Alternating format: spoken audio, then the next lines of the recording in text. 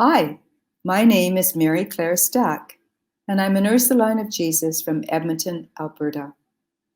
It truly is a joy for me to introduce Anne Walsh to you.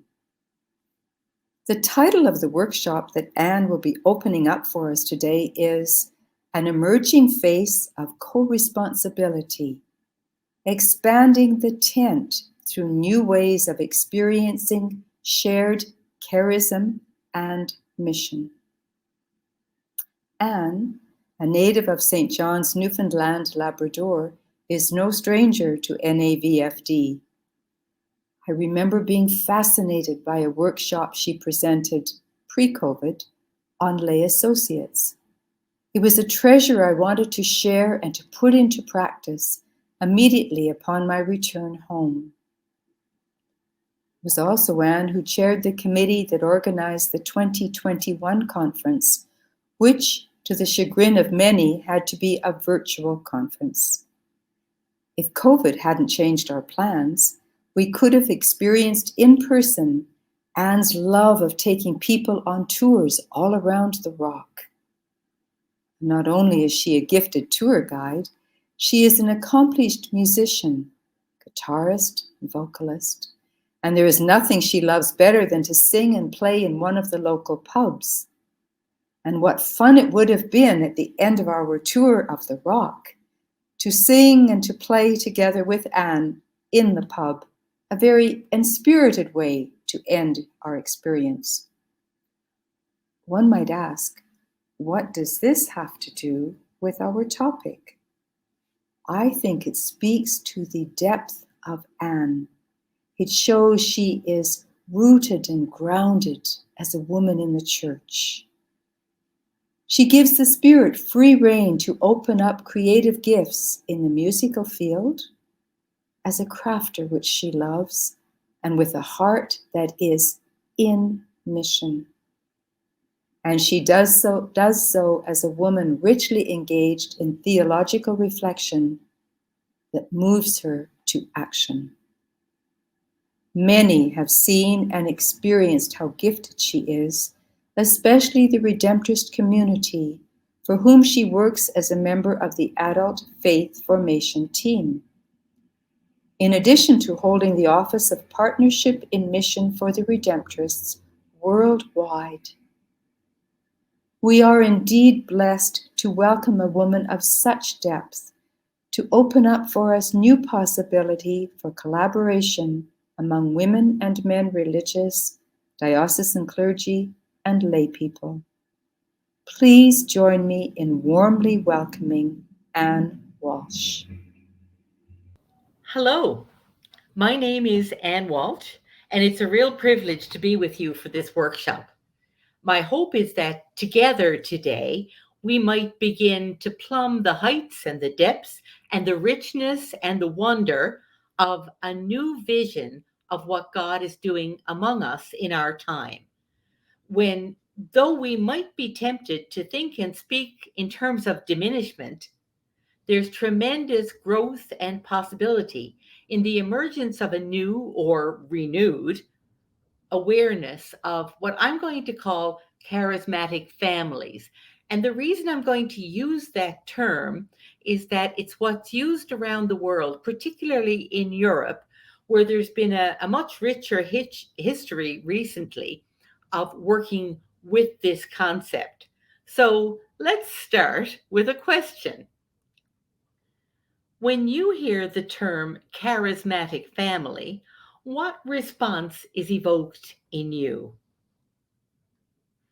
If I'm being honest, the first thing that came to mind for me was the word charismatic and an association that I have with the charismatic movement in the church. Let's deal with that question right away. That's not what we're going to be exploring during this session. Let's begin by spending some time on the notion of charism. In my own experience, perhaps in the experience of some of you, charism is usually spoken of as the spirit of the institute. Language shapes thought. And when we speak this way, though it's customary for many of us, it actually has the effect of limiting our horizons and perhaps clouding our ability to see what God might be doing in our midst. Is there a more appropriate way to speak of charism? Perhaps there is. I think there is. Let's try this on for size. Let's talk today of charisms as gifts of the Holy Spirit poured out on the church and the world for the good of all. So let's begin by saying that charisms are gifts of the Holy Spirit to the church and the world. The second thing I'd want to say is that charisms are poured out in abundance. God is never stingy. They are gifts poured out to animate creative expressions of mission. Thus, it's not a religious institute that opens the door to the laity to participate in the same missionary charism. Rather, it's the Spirit that opens the door, granting to certain laity the same gift, the charism of the founder and of the founding generations. So the Spirit then is generous and creative. In each institute or in each movement, the charism is received by the founder, surrounded usually by a group of collaborators. We can speak of a founding generation or of a founding group in response to a call or calls received in a specific context. This charism is definitively linked to the person of the founder and to the founding experience. Entering into that experience also requires a living relationship with the founder and the founding impetus. So, in my setting, in the Redemptorist charismatic family or the Alphonsian charismatic family, we would speak of the founder as St. Alphonsus, but he would be surrounded by a group of collaborators who, with him, founded the Redemptorist family in the church. Charism is a gift of the Holy Spirit poured out for the good of all. Through those who live it, it makes visible and active one aspect of the person of Jesus Christ and his action. The diversity of charisms makes more visible the inexhaustible richness of Christ and of Christ's message of hope, love, peace, forgiveness. The diversity of charisms makes that more visible in the church and in the world. The diversity of charisms complement and reinforce each other, as do the members of any body: hands, feet, arms, legs. Each charism helps the church to be more fully and effectively a sign and an instrument of God's ongoing activity through Jesus Christ in the world. And I'd cite as a reference for that the document of Vatican II, Lumen Gentium. So, having reached this point, I'd like to take a step backward. Although we just described the way that we've often spoken of charism, I'm not going to say that it's not correct, but I'm going to suggest there's another way of speaking of charism. So we might speak of charismatic families in the church, of founders or founding generations who founded not just one religious community, but often a number of religious communities, or who were the inspiration for someone else to found that community. So I've just put up on the screen a number of examples of charismatic families. You will know of others. It's not meant to be an exhaustive list, but just meant to be an eye opener, a bit of a conversation starter for you. So let's move a little further. One way of exploring charism that I find helpful comes from a Canadian Franciscan, Laurent Boisvert of the province of Quebec. He spoke of four dimensions of charism, and I find these particularly helpful. So, Boisvert's notion is that the four dimensions of charism would be vision, and by that he would mean how we see and who we see. So, for Boisvert, vision means perceiving the gospel from one particular aspect. In the case of the charismatic family to which you've been called, what would that aspect be? For my own particular charismatic family, the Alphonsian or Redemptorist family, we often say that we read the gospel from the perspective of the most abandoned. So, for you, what aspect of the gospel has become the lens through which you view the world? How does your charismatic family perceive, read, or interpret the gospel?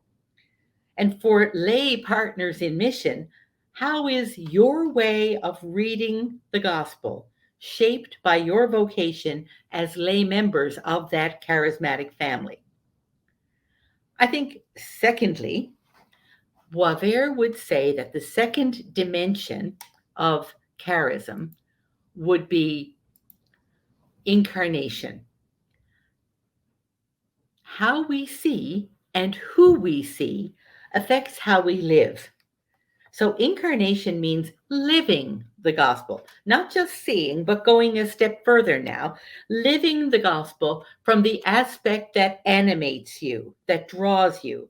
So, it would make sense that if we read the gospel from the perspective of the most abandoned, this has to make a difference. It has to affect the way I live, the way members of my charismatic family live. People often observe that redemptorists are close to people, and I think that makes sense. I like that. That observation tells us something about who we are. Incarnation means that God continues to take flesh in us. So, in case of the charismatic family that you are part of, what is distinctive about the way that professed members choose to live? And then, how do lay partners in mission, associates, missionaries, or other folks, co workers, how does this way of living the gospel shape your way of living the gospel? The third dimension of charism that Boisvert articulates for us is mission. So the way I'm fleshing this out now is not necessarily Boisvert's words, but my notion of it. How and who we see and the way we live, these then shape our mission. What's the mission of your charismatic family? How are you called to live out this mission in and through your daily life? What does it actually look like? What does mission look like as you live it? And how can vowed members and partners in mission complement each other on the path? The fourth and final dimension of charism, of breaking apart what we normally think of as charism, is for Boisvert fruitfulness. By that, he would mean continued growth and expansion. Fruitfulness has to do with how we build up and nurture the reign of God through the witness we bear and through the work we do. This would have to do with the expansion of the Institute through the incorporation of professed members, through the incorporation of lay people, associates, or other partners in mission, and the incorporation of our co workers. The building of a family is a way of being fruitful. Today in North America, we know a surprising thing. God is doing a surprising thing. When the Center for the Applied Research in the Apostolate did their most recent study on the growth of the associate relationship in Canada and the United States, they discovered that over 57,000 lay people would identify themselves as associates of religious communities. What does that tell us? Our charismatic families are growing rather than being diminished, but not in the way we usually expect. God is doing a surprising thing. So, what about you? Do you see the development and flowering of the relationship between professed members and partners in mission as new life for your charismatic family, for your community, for the church, for the world? What fruit do you see being born? What does it look like? How do you think that your being a member of your charismatic family bears fruit in daily living? So, I've posed a lot of questions that at any point you might want to think about, but I'm going to pause here and just pose three for you. In response to this whole section about charism and unpacking Laurent Boisvert's vision of what charism, the dimensions of charism, and what charism is truly, three questions. What is your response to this developing understanding of charism and charismatic families? What gives you energy and life? And what questions arise?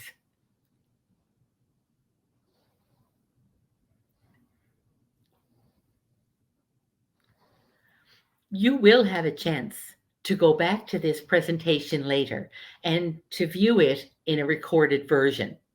So please don't think you have to rush to get your answers together.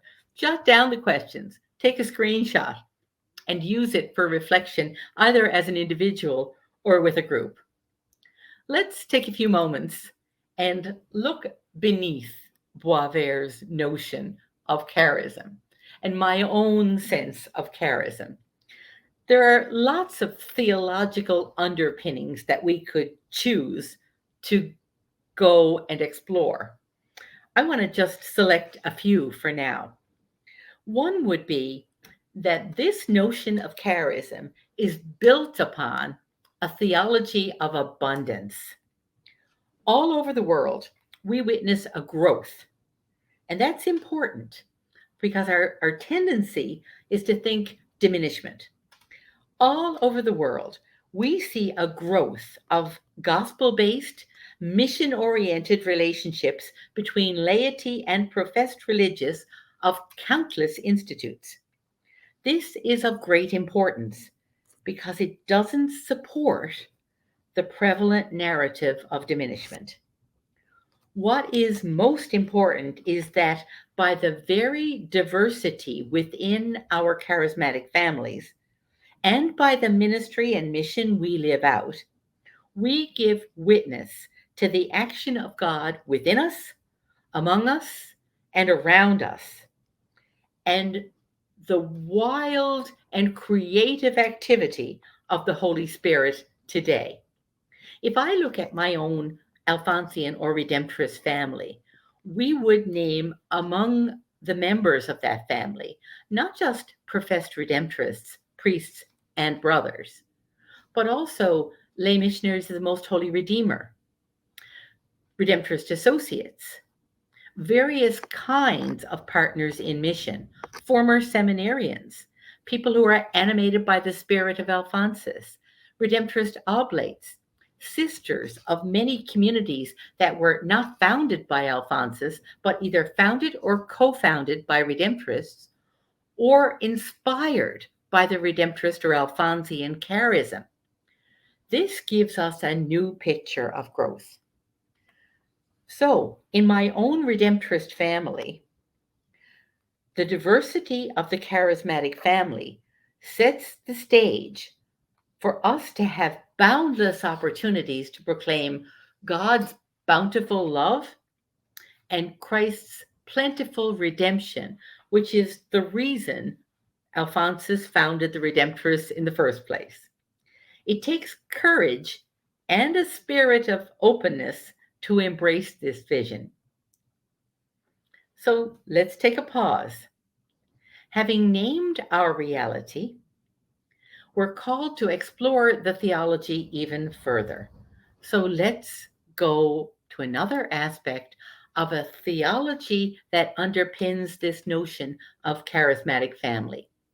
It's a theology of missionary discipleship. That's a phrase that we so often hear from Pope Francis. Since Evangelii Gaudium in 2013, we have heard and heard again Alphonse, sorry, Pope Francis speak to us about missionary discipleship. I'd like to point out that this missionary discipleship is rooted in Christian initiation. Yes, in baptism, as we often hear, baptism is the foundation, the stepping stone for all of our missionary involvement. But I think we can go a little further and say that it's baptism in which we are called, it is confirmation in which we're anointed, and Eucharist in which we are continually fed and nourished and conformed more and more to the person and the mission of Jesus Christ and sent out week after week, renewed for missionary engagement. So I think that's a key theology, a sacramental theology that underpins our view of this notion of the expanding charismatic family. That's clearly rooted in the ecclesiology of Vatican II. In Evangelii Gaudium, Pope Francis presented us with a new vision of our identity and our purpose. He offered us a gift in a new image of ourselves, not as disciples sitting at the feet of Jesus only, not as missionaries in constant motion, but as missionary disciples, both dimensions intertwined and interactive. He speaks of us as the church which goes forward, the church which goes forth as a community of missionary disciples who take the first step, are involved and supportive, who bear fruit and rejoice. So the ecclesiology of Vatican II provides a solid foundation for this expansive notion of charismatic families. On a journey of discovery and mission, moving ever outward, accompanying one another and those with whom and among whom we journey. This ecclesiology is rooted in our celebration of the sacraments of initiation. Our common dignity is rooted in baptism. We're anointed in confirmation and continually united with and unified with Christ, rooted in Christ, fed by Christ. Why? To be sent out on mission to a world that desperately needs to encounter the person of Christ in us and in his word. This common responsibility for mission is also an important element of the ecclesiology of Vatican II. The Council addressed the responsibility of the entire church as the people of God for the communion that is the church and also for the mission that Christ entrusted to the church. I think another element of this theology is a spiritual theology. It's a spirituality of abundance that really has to be embraced in order to even be able to see the perspective that we're exploring here. So the charism that's embodied and expressed by a founder or by a founding community has often spun out in our experience and our history. And seeds have been planted for the foundation of not just one, but often many religious communities. In addition, these communities have welcomed lay missionaries, associates, co workers, and other lay partners who share the spirit, the spirituality, the outlook, the hope, and the mission of the founder, but most importantly, those who followed in the founder's footsteps. Charism is a living, breathing reality, and our lay partners embrace that as well as do the professed. So, time to pause. Let's take a moment and just ask what elements you might add to this developing theology underpinning charismatic families. What would you add to what I've just said? Together, we will develop and plumb further as we live and breathe and go forth what this reality of charismatic family looks like, might be like in our world today. So I want to use my own Redemptorist or Alphonsian family as a bit of a case study or an example of how this is evolving for us. So when I look at the history of what we have done in terms of plumbing this charismatic family, this notion of charismatic family, I would say that we look to St. Alphonsus Liguori as our founder and our source of inspiration. It's truly amazing to me as I watch the development of Redemptorist associates and lay missionaries of the Most Holy Redeemer around the world, how the way that the lay partners are animated and inspired by Alphonsus has really given the professed Redemptorists a new look at their founder. It's his engagement with the poor that inspired him to found the Redemptorists, to reach out in an area of Italy where very few clergy in his day were willing to go or could go. But Redemptorists embraced that territory. And so I think we are inspired by that and see parallels in our own day. Redemptorists often call St. Clement Hofbauer our second founder. Without him, the Redemptorist family might never have expanded north of the Alps. And so for us, Clement, being perhaps the first Redemptorist to ever envision coming to Canada, is a real missionary example for us. He faced tremendous limitations. In his day, the work of proclaiming parish missions, which is so characteristic of Redemptorists, was not possible. He was not allowed by the political realities of his time to go out. What did he do? He used his own parish in Warsaw, St. Benno's, and made that a perpetual mission. And what he gave us in that example, today we see in our Redemptorist notion of our parishes, shrines, and other centers as missionary centers. It's a tremendous gift that continues to keep giving. We look to the constitutions and statutes and say, what is the spirit and the intent of the Institute? And how then does that translate into our life with lay partners in mission? So we do a lot with our associates and with our lay missionaries in the Most Holy Redeemer, acquainting them with the sections of the constitutions and statutes that most speak to the spirit of the Institute and are an inspiration for them. And then you'll see that we have a series of documents that we have been developing since 1995 that give us a solid foundation and a theoretical as well as a practical basis from which to go forth. So, why partnership in mission? We put it this way in our Redemptorist family. An important phrase for our Redemptorist family is that partnership in mission is partnership for mission. What this means is that partnership is not an end in itself, it's never the goal.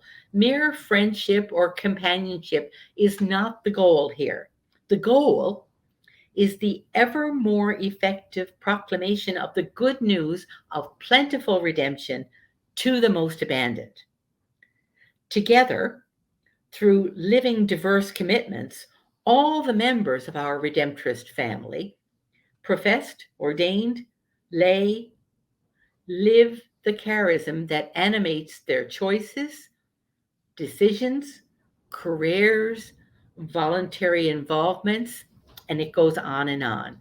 That's what animates us and our missionary activity.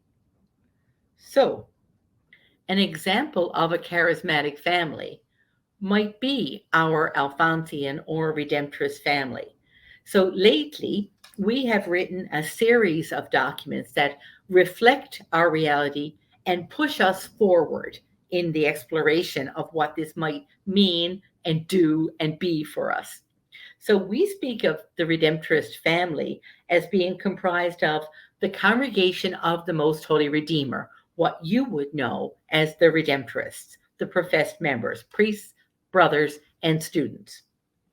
Then there's the Order of the Most Holy Redeemer, perhaps not so well known to you, but a contemplative community of sisters, of nuns, um, uh, called the Redemptoristines most commonly. Their purpose is to be a living memorial of the Redeemer. We have lay missionaries of the Most Holy Redeemer, the closest form of lay partnership, and then groups of Redemptorist laity or associates, confraternities, associations of former students, members of affiliated or Redemptorist inspired NGOs. The list would go on and on. So for us, this family would also include sisters of various religious communities and also oblates. Oblates are an honorary group that are designated within the congregation. So for us, this is profoundly enriching when we look at this diverse picture. What about for you? Would you see this to be true or reflective of your experience? Who would you name as part of your charismatic community? What does your charismatic family, in light of what I've just presented, what does it actually look like? Now, we would say that there are many sisters of a number of different religious communities that were founded, built on the Alphonsian charism. And that's a new area. Our last two superiors general have been addressing all of their communication, including those communities. So, what does your community actually look like?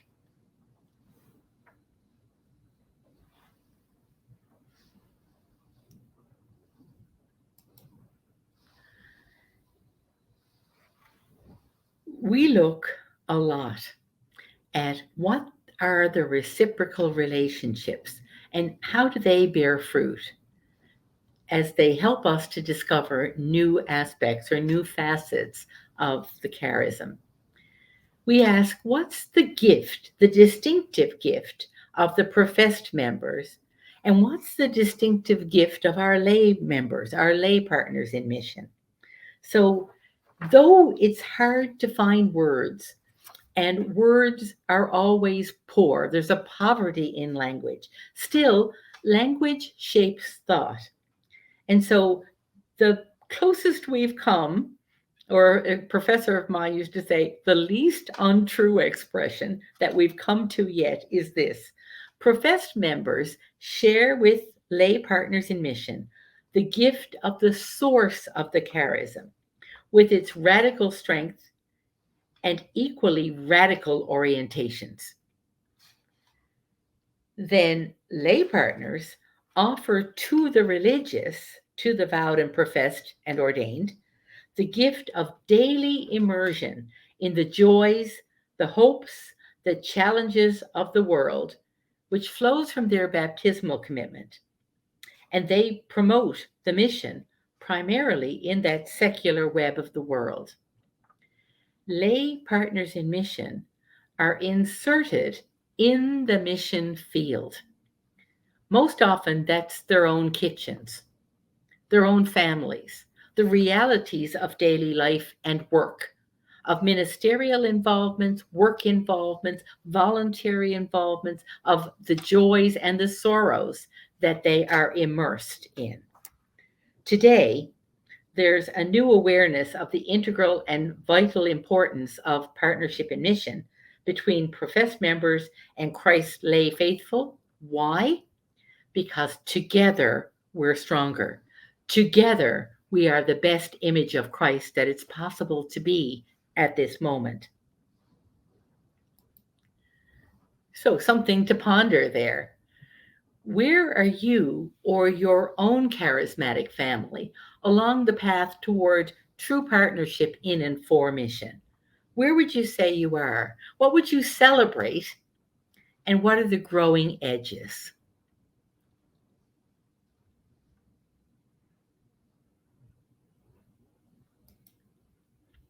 So, one of the other pieces of wisdom that's emerged from our Redemptorist or Alphonsian family's exploration of this whole area really has to do with the importance of structures.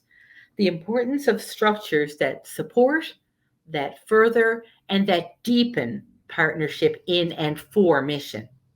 So, what we have created, it's early days yet, but we've been at this in a very intentional way, probably since about 2016, since the 25th General Chapter, which really moved this whole question forward for us and set us on a new trajectory that we are still in the early days of. So, what are some of those structures? Well, at the level of the congregation, the entire worldwide congregation, we have established a permanent office for partnership in mission, and then also a general commission for partnership in mission that doesn't exist in isolation. It's closely tied to and works under the umbrella of our general secretariat for evangelization, so that we're trying to underline that vision that partnership in mission must always be for mission, and it's not just about partnership. So, as I said, it's early days, but we've begun to work with those structures. And then we have worldwide a network of what we call conferences that basically translate to continent. So, at each continent level, we have a commission or a secretariat or a working group for partnership in mission, and some way of gathering the laity of the conference for formation, for mutual support, and for spiritual development. At the level of each unit, which would be a province or vice province or sometimes a region, each unit is asked to have some kind of commission, working group, some group that coordinates partnership in mission, the tasks, the leadership, the membership. There are assemblies. Most often they've been on Zoom since, especially since the COVID-19 pandemic brought us all to the internet in such droves. But we have assemblies of partners in mission. We have assemblies of the lay missionaries of the Most Holy Redeemer. We've done that at the worldwide level as well. And then networks or groups of Redemptorist laity or associates. And there is an understanding that in some way, lay people participate in the retreats and chapters or assemblies of the unit. And that will vary from place to place. And we're really just in the initial stage of exploring that. So that's what our structures look like. At the level of the local community, most often that's where Redemptorist associates find a home. And so we have an encouragement for Redemptorist associates to meet regularly. We always think that monthly is a great idea, but that varies. To have mutual sharing, mutual support, and ongoing formation together. So at the local level, there is a great deal. It's probably where most happens on the ground. So for you, what structures are in place within your own charismatic family to support and enhance true partnership? And I guess the natural question, what directions for growth do you see within your own context? What would be your hopes for this in your own context?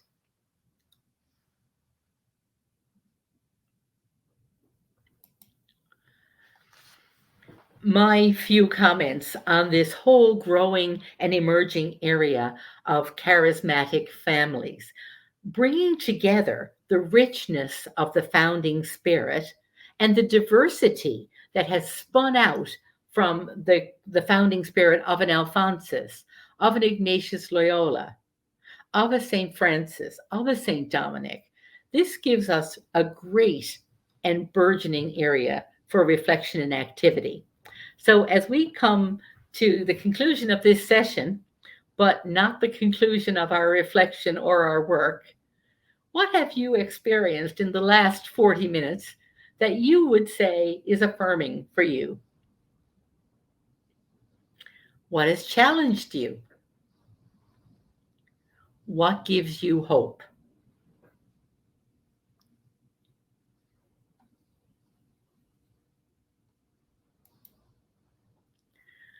The final word has to be thank you. Thank you to the National Association of Vocation and Formation Directors for inviting me to be part of this workshop, part of this conference. It has been a privilege and a delight.